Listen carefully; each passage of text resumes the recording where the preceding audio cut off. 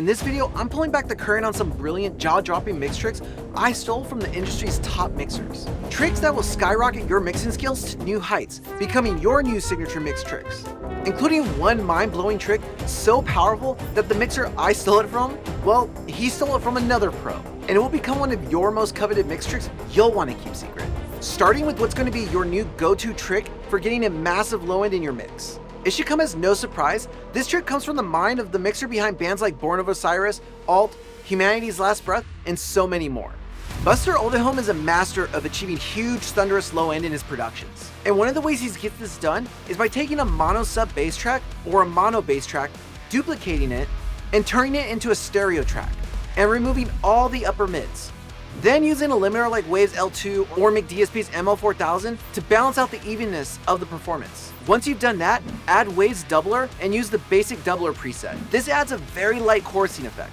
With the track playing, bring this sub bass track down in the mix and then bring it up to be felt more than it's heard. And automate it to only turn on in moments when you want the low end to sound massive and extended. And one way I level this trick up even more is by ending a transient shaper at the beginning of the signal chain. So I can alter the transient attack and sustain so that this sub bass track better gels with the track and the tightness of the drums. And you're gonna love this splendidly simple way to get an even bigger snare in a mix, which is what we all want, right? I stole this trick from the legendary producer and mixer behind bands like Pierce the Veil, Breaking Benjamin, and Paramore. He's also the former assistant to fellow legend David Bendeth and the founder of one of the most underrated audio plugin companies on the planet. It's Corniff Audio's own Dan Corniff. One of Dan's favorite tricks to gain a bigger, wider snare in a mix is to send his snare to a mono reverb with a bright reverb sound. And to bring the spread all the way down, we want this thing to be dead center.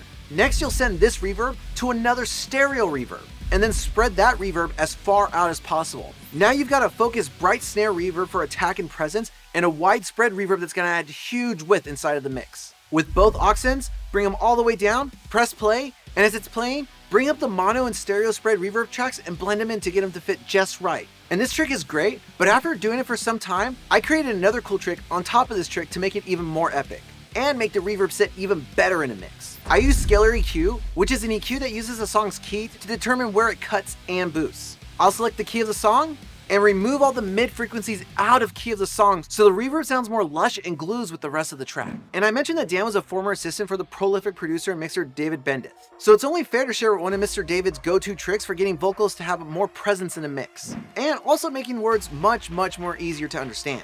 And this is especially helpful in a dense rock mix. Now, one of the most beloved pieces of outboard gear in countless studios is ADR's Compex compressor. But another hidden gem from ADR's product line is a processor that utilizes Compex's compressor section along with an EQ to create a smooth, aggressive bite.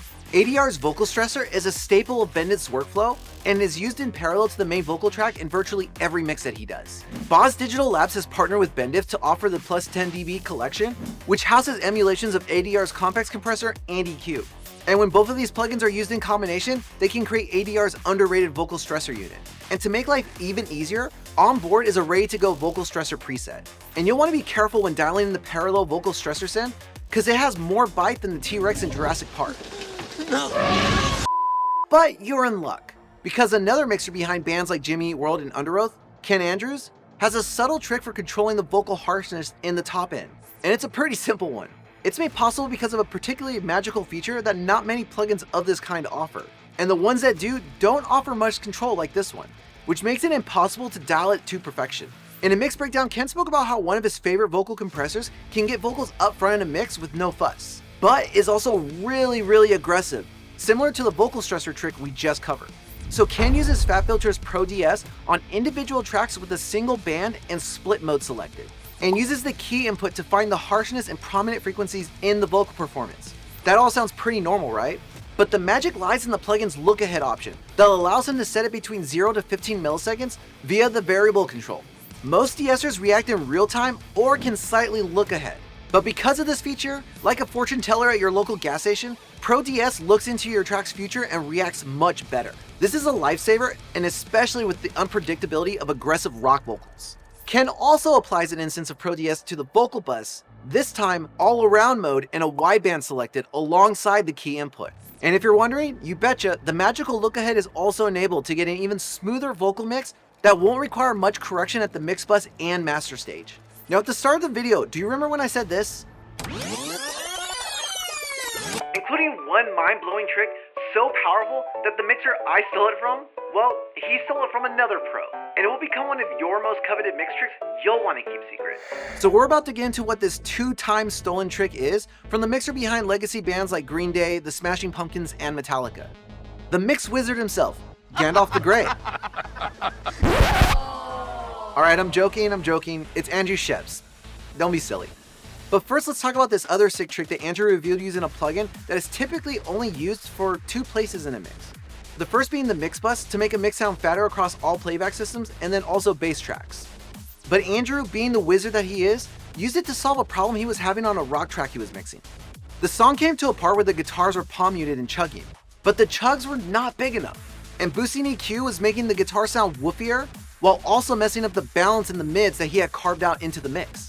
So it should be no surprise that Andrew in his genius pulled out an instance of Waves max bass and used the following settings. And ta-da! The guitars had more chug. And this next one is especially fun to share because this whole video has been about tricks I've stolen from pros. But this trick is one Andrew Sheps himself stole from his mixer buddy Chad Blake. This trick is specifically designed to create depth and width at the same time for instruments like lead guitars. Create a stereo aux send and insert an instance of Waves Meta Flanger with the settings on screen, followed by an instance of Mondo Mod, and lastly an S1 imager.